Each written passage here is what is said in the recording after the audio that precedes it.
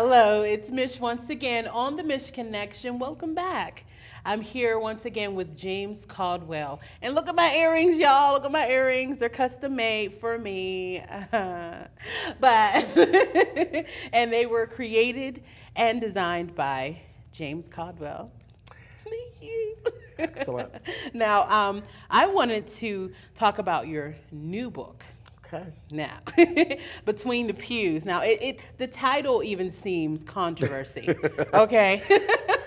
So take us through what actually inspired you to do the book, and what did you bless us with on the pages? Tell me a little bit about the book. Okay. Between Pews. It started off actually being called Church Folk. Oh, okay. And that was the title I had chose. There was another young lady who a few years ago actually did a book called Church Folk. She had a second part, and then there was also a third part. So I said, no, I'm gonna change that. The other thing, like I could talk about topaz so easy. Yeah. Church is always a topic. Church is, I love the Lord, yeah, and I love my church family. But church is interesting. Mm-hmm. Church is very interesting. Church can be very interesting, especially when that little homosexual piece comes in there. Mm-hmm. It gets very interesting at times. So I've been to other churches before I actually chose my church. And I just said, you know what, this is easy. I can actually do this. I can do this. I can make something that is it kind of pokes fun at some of the drama that actually goes on in church that not nobody the religion or the spiritual, no, just just the drama, the people, and the drama, the foolery, right? That actually takes place. There's some tomfoolery that goes on inside the sanctuary, yes, and it pokes fun at that because we're all there, and then we're mature and we're adults, and now, well, you're really not supposed to laugh at that, when the spirit takes over a person, right? It's cool, but then there's always that one person that the spirit didn't really take over. Yeah.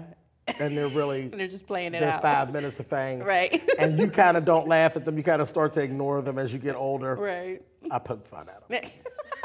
So that's kind of where, and then once I didn't have my title anymore, I said, well, what am I going to do? Between Pews came to me.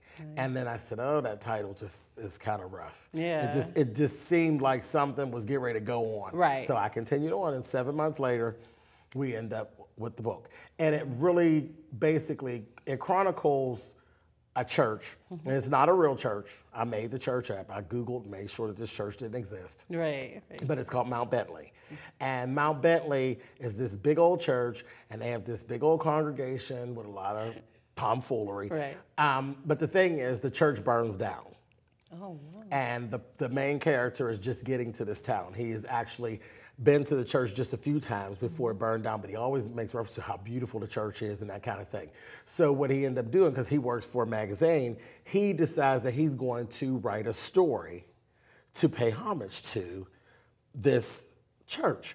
And what ends up happening is, as he's doing interviews for past and present members of the church to find out things about the church, he's not getting that. All he's getting is dirt on the pastor. Right. Okay? So it's a series of interviews that just everybody's trashing this pastor, and it just continues on with that. There's also a little love triangle that goes on in the book. I love triangles because it's always so dramatic. It's always juicy, it's always so dramatic. But the good thing is that I have fun with everything in this book is based in Pittsburgh. So I do actually make reference to real Pittsburgh places that I love. Yeah. And those places are all done in the best light. Oh, yeah. Like Carmine's. Oh, nice. Carmine's is a restaurant that just opened up over on Northside on West North Avenue. Well, as a friend of mine that I went to school with is the owner. So naturally, I put it in the book because I love her restaurant and the food is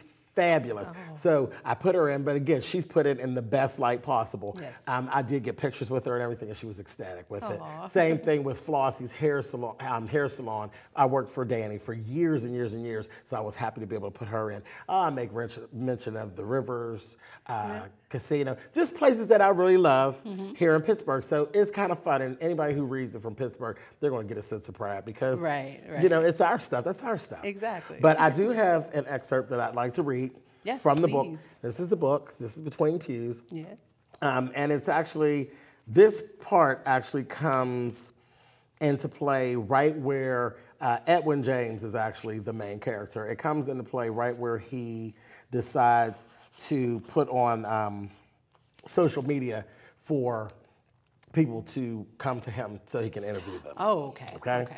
All right, so here we go. It says, the next day, around 8:30 a.m., I put out a Facebook message asking for folks that are interested in giving interviews. It read, attention, past and present members of Mount Bentley Christian Church, inbox me if you would like to participate in an interview for an upcoming magazine article chronicling the amazing history of this great institution. Thanks in advance. By the time I got a break around 2 p.m., I had several inbox messages, but one stood out amongst the rest. It was titled Thug Pastor.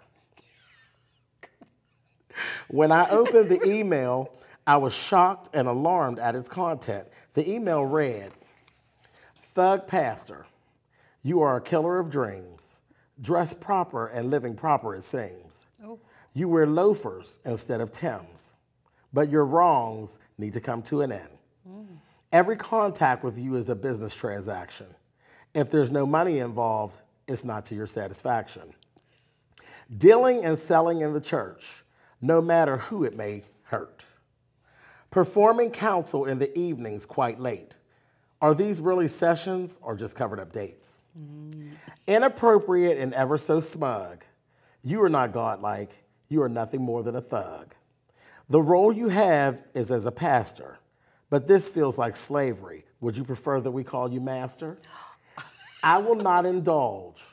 There's only one master, and his name is God. You, kind sir, are just a common thug pastor. I'm so glad that somebody is finally going to expose this dude. When I said too much a year and a half ago, I got jumped and beaten up by Kareem's personal deacons. I put my poem on the cars of all the members on a Sunday church morning and handed one in an envelope to the pastor's secretary. The following Sunday, when I showed up for church, I was assaulted. The police were called and did nothing, which was just proof that what I had wrote in the poem was true. Now that a magazine will be telling the story, I hope Pastor Kareem and his organization get what they deserve. Signed, Joe Mon Shippings, former member. P.S. If you really want to know some stuff, contact James Rhodes. He's on Facebook also. So that's the poem. That's the end of the letter. And it finishes out, it says, my eyes almost bulged out of my head. Yes. I knew that there were a few things going on at Mount Bentley, but I have never heard such behavior within the house of the Lord. I have to say, I did find humor in the way the poem described Pastor Kareem, but he is innocent until proven guilty. I didn't start this project to crucify the pastor. It was to glorify the sanctuary. But no one so far is giving me any real information about Mount Bentley, just dirt on his pastor. I saved Mr. Braun Shipping's poem and email and immediately sent the message to James Rhodes and waited the response. So, what? Very interesting. It's I told you, and that's just tomfoolery. one email Yeah. and just the one interview coming to pass. Yeah, you got to get this book. Yeah. And it just kind of takes off from there. He just continues doing interviews, and the dirt gets deeper and deeper. Wow. And Pastor Kareem's interesting. Yeah. He's an interesting individual. And we all have to get to know this man and this congregation. So tell us where we can get a copy of that book. Okay. And all your other books. Definitely, all of them. Actually, I am on Amazon.com. If you look me up by name, James Colwell, it's Colwell. All of my stuff will pop up. I'm on BarnesandNoble.com. Also, and you can go to my own personal website, which is www.jcnovels.com. All right. And you can actually get. So they can actually get more information on how to get a copy of each book. And I wanted to thank you seriously, not just for the gifts, which the gifts are awesome, but for actually taking the time. I know you're a very busy man. I know you had a lot to do today, and you just came down here, to chat with me. But I think what you're doing is positive, and you work so hard. Now you're just sitting and reaping the benefits. So.